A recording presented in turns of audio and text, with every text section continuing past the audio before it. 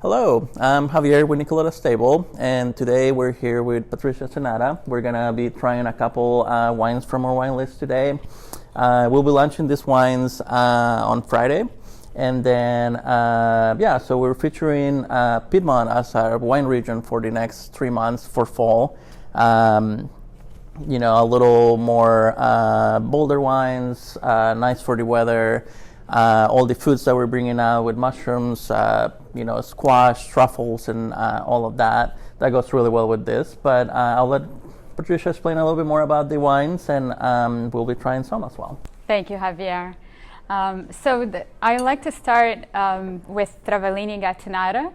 Gattinara is this amazing region in North Piemonte, so you're really close to the Alps. So we're really in northwest Italy here.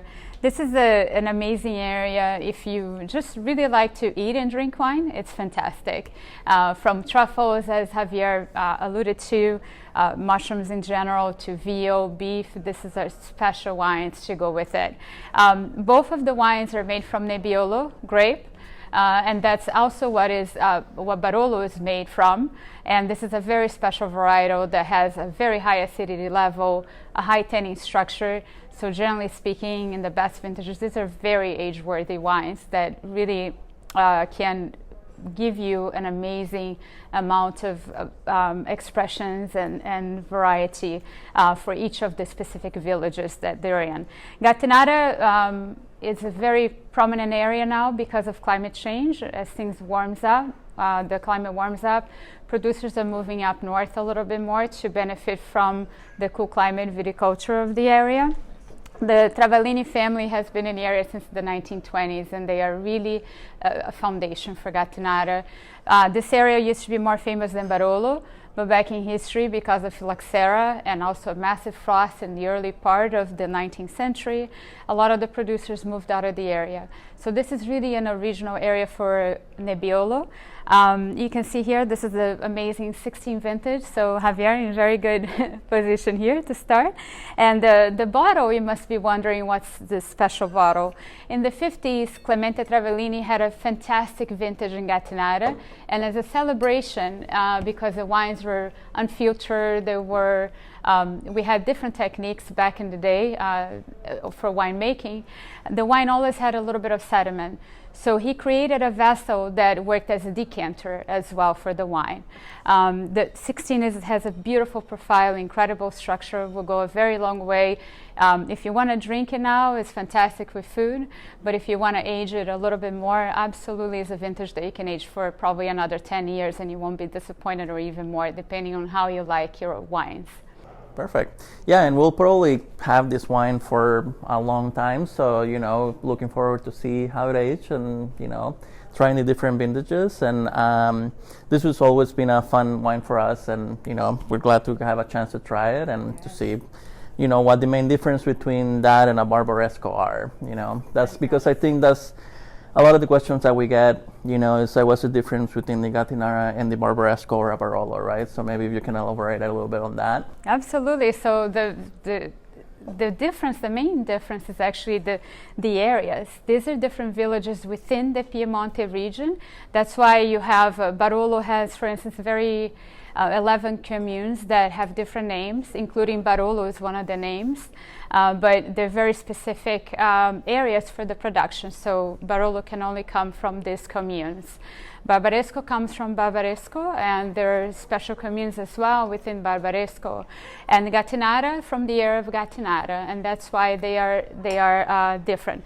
Expressions are also quite different depending on the commune and also where you are. For Gattinara, you generally have this very bright acidity to the wines because the more up north that you are, generally have a higher altitude, a cooler climate, so the acidity level is always elevated in Gattinara no matter what. And Nebbio, the varietal itself, Nebbio comes from the fog that sets in the valley every day. Is a pretty amazing phenomenon in Piemonte, and that's where the name of the grape comes from. So everything, gears up to kind of like almost like Burgundy would be, and even for us here in the Willamette Valley and how it's lined up latitude-wise and climate-wise for Piemonte. Yeah, that's a very interesting fact because, as I'm tasting this wine, compared to Barbaresco or a Barolo. The dryness in there is a little more settled. You still get that bits of like cherries and the red fruits in there, but definitely not as tannic or as acidic as your normal Barbarescos or Barolos. So that would be a good. It's a good option if maybe you don't want to have it with food and you just want to have a glass of wine by itself. This is not as high in acidity as the other parts of Piedmont are. That's at least my take on what I taste on that. Yeah, 16 is a beautiful vintage. It's quite rich and very nice. And then for the other wine that we're featuring today is the Barbaresco by Fontana Freire. Fontana Freire was so relevant as a house because it was the home of the first king of Italy, King Vittorio Emanuele II. And he was the king who actually unified Italy. So he's actually buried in the Pantheon in Rome, and he's considered the father of the land in Italy. The property is beautiful. It's one of the largest contiguous states in Piemonte. It's certified organic as well. And they are located in Serralunga d'Alba. But this wine is from the Barbaresco village, so quite different than what they produce in Barolo and Serralunga. And just the amazing care and the history. The aging is very similar for both of them. You do 3 years of aging, but 15 was a muscular vintage for this wine, so the tannin structure is higher. You get that really tangible acidity as well that almost asks for food a little bit.